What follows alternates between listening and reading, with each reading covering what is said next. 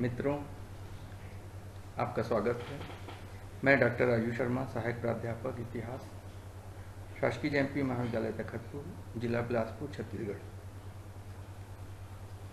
आज हम एमए के चतुर्थ सेमेस्टर के पेपर प्रथम आधुनिक भारत 1858 से 1964 राजनीतिक प्रशासनिक के अंतर्गत इकाई 5 के टॉपिक सांप्रदायिकता का विकास, भारत विभाजन तक एवं एमए के ही चतुर्थ सेमेस्टर के पेपर वैकल्पिक पेपर प्रथम भारतीय राष्ट्रीय आंदोलन का इतिहास 1922 से 1947 तक के अंतर्गत इकाई 5 के टॉपिक सांप्रदायिक राजनीति का विकास एवं भारत विभाजन पर चर्चा करेंगे।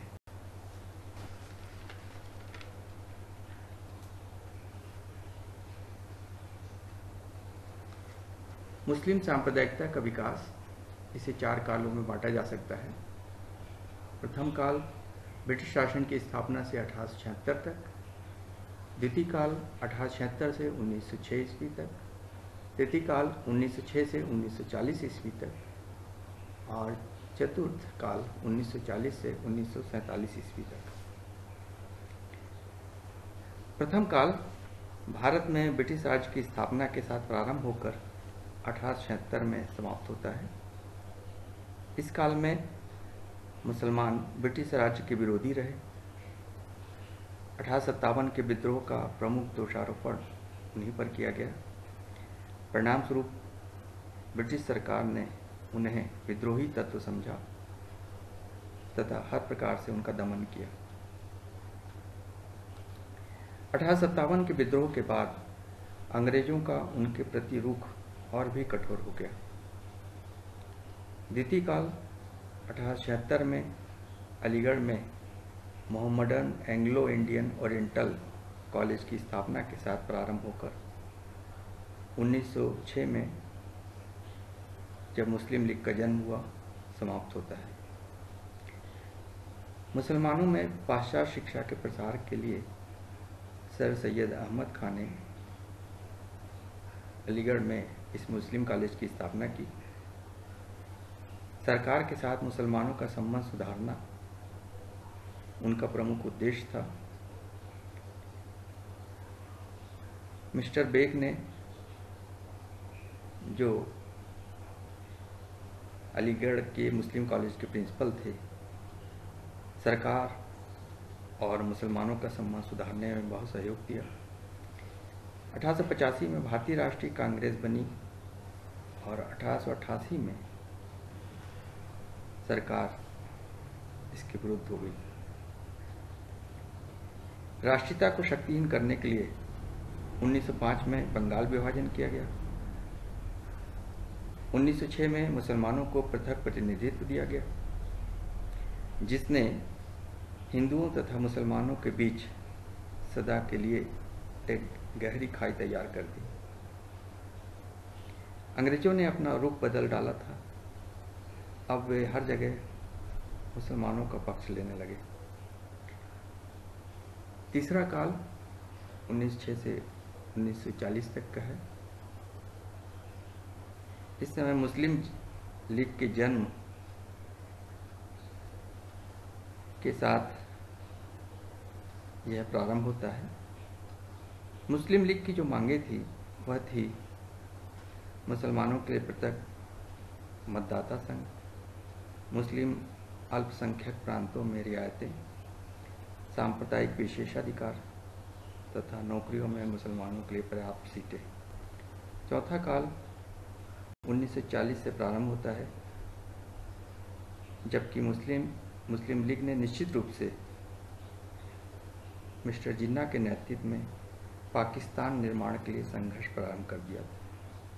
यह काल 1947 में समाप्त होता है।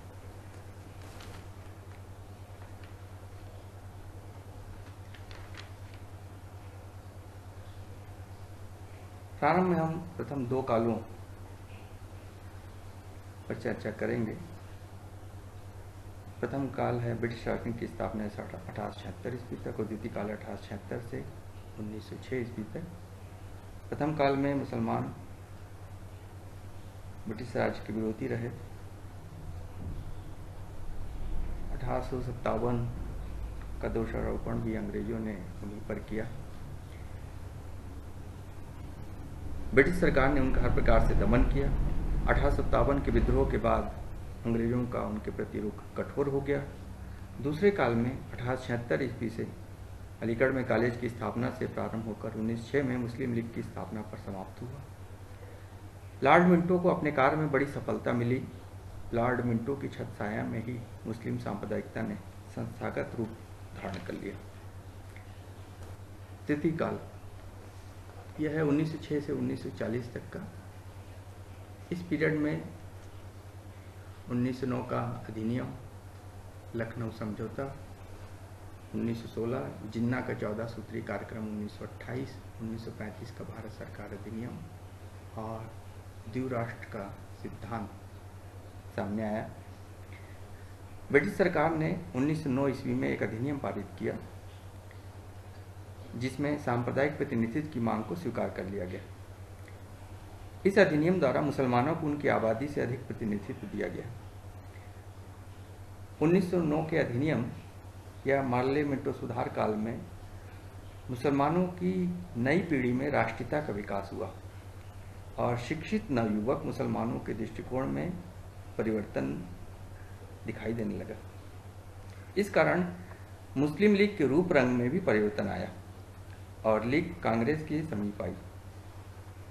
लॉर्ड मिंटो के बाद लॉर्ड हार्डिंग भारत के वायसराय होकर आए। लॉर्ड हार्डिंग उदार दृष्टि के व्यक्ति थे। उन्होंने हिंदुओं और मुसलमानों के प्रति निष्पक्षता की नीति अपनाई। बंगाल विभाजन की योजना भारत में मुस्लिम सांप्रदायिकता को उभारने के लिए कार्यान्वित की गई थी, लेकिन कांग्रेस ने इसका विरोध किया था और विभाजन को रद्द करने के लिए एक प्रबल आंदोलन चलाया था। भारतीयों के इस असंतोष को दूर करने के लिए सरकार ने इस योजना को रद्द कर दिया।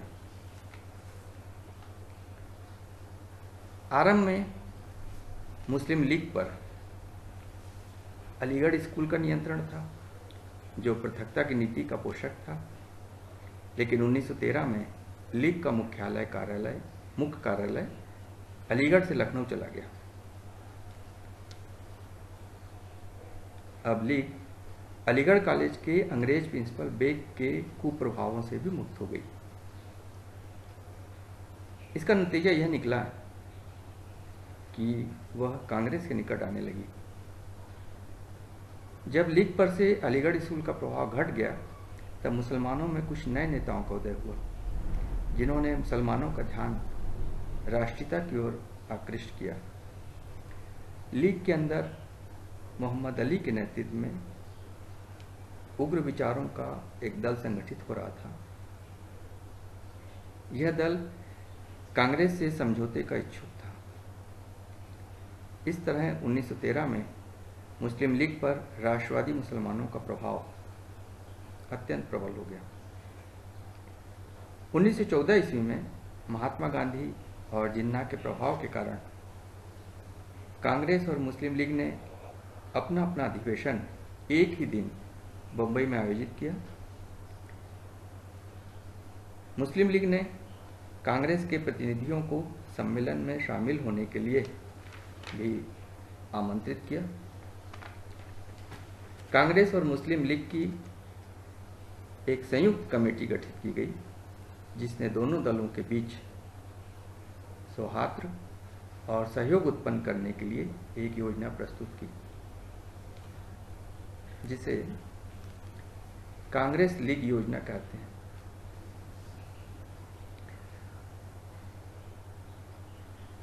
इसके पश्चात 1916 ईस्वी के लखनऊ अधिवेशन में दोनों दलों ने इस योजना को स्वीकार कर लिया, इसलिए यह लखनऊ समझौता भी कहलाता है। इसके बाद दोनों संप्रदाय के लोग बहुत दिनों तक मिलजुल कर काम करते रहे। खिलाफत आंदोलन के समय उनका सहयोग चरम सीमा पर था, लेकिन यह स्थिति क्षणभंगुर साबित हुई। 1921 में मलाबार में हुए मोपला विद्रोह ने हिंदू मुस्लिम सांप्रदायिकता को एक चिंगारी प्रदान की और उससे भारत में सांप्रदायिकता की आग फैल गई। 1922 ईस्वी में विभिन्न स्थानों पर हिंदू मुस्लिम दंगे हुए। इसी दौरान जिन्ना कुछ कारणों से कांग्रेस से रुष्ट हो गए और देखते ही देखते एक घोर प्रतिक्रियावादी बन गए। इस प्रकार 1928 के बाद जिन्ना के विचारों में परिवर्तन हुआ और वे पृथकतावाद की ओर मुड़ने लगे। 1928 में एक सर्वदलीय सम्मेलन हुआ जिसमें 14 शर्तें तैयार की गई। इसे ही जिन्ना का 14 सूत्री कार्यक्रम कहा जाता है।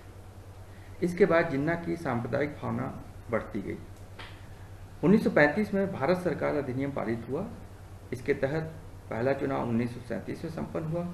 1937 ईस्वी के चुनावों ने एक बार पुनः दोनों संगठनों में गहरे मतभेद पैदा कर दिए। मुस्लिम लीग को चुनावों में वह सफलता नहीं मिली जैसी कांग्रेस को मिली थी। जिन्ना यह चाहते थे कि कांग्रेस के साथ संयुक्त मंत्रिमंडल बनाया जाए, लेकिन इसके लिए कांग्रेस बिना शर्त तैयार नहीं थी। अतः कांग्रेस तथा लीग में मनमुटाव पैदा हो गया। अक्टूबर 1938 ईस्वी में जिन्ना की अध्यक्षता में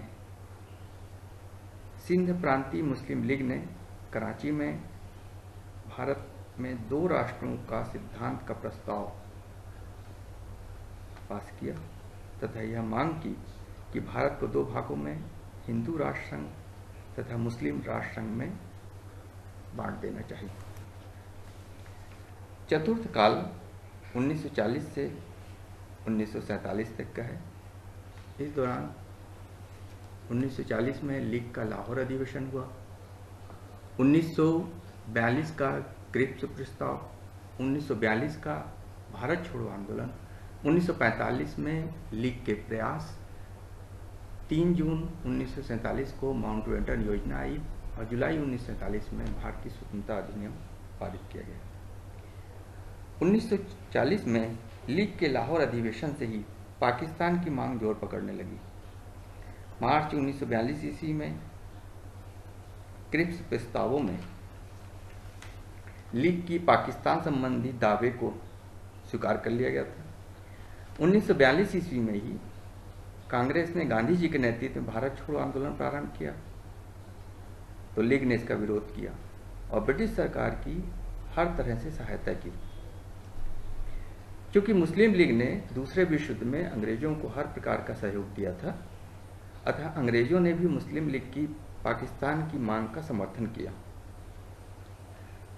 1945 तक लीग ने वैधानिक उपायों से अपनी पाकिस्तान की मांग को स्वीकार करवाने का प्रयास किया, लेकिन उसे सफलता नहीं मिली।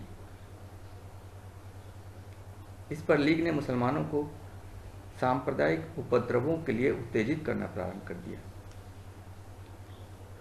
इसी बीच लॉर्ड माउंटबेटन ने 3 जून 1947 को अपनी योजना प्रस्तुत की, जिसमें भारत तथा पाकिस्तान इन 2 पृथक उपनिवेशों की स्थापना की व्यवस्था की गई।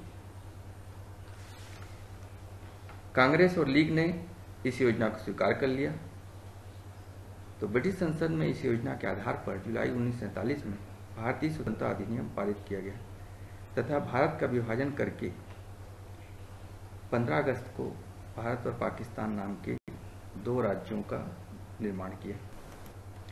इस तरह से भारत का विभाजन हुआ। 14 अगस्त 1947 को पाकिस्तान का निर्माण और मिस्टर जिन्ना को पाकिस्तान का प्रथम गवर्नर जनरल बनाया गया। भारत विभाजन भारतीय इतिहास की एक अत्यंत महत्वपूर्ण घटना है और जिन परिस्थितियों में यह घटना घटी वह अत्यंत दुखदायी है। अंग्रेजों ने भारत में अपने साम्राज्य को बनाए रखने के लिए आरंभ से ही फूट डालो शासन करो की नीति अपनाई थी, जिसके कारण सदियों से एक दूसरे के साथ रहने वाली हिंदू और मुस्लिम जातियों के बीच पारस्परिक संबंध बिगड़ गए। निष्कर्ष रूप में यह कहा जा सकता है कि मुस्लिम लीग के एक सुनियोजित षड्यंत्र के कारण ही देश का विभाजन हुआ।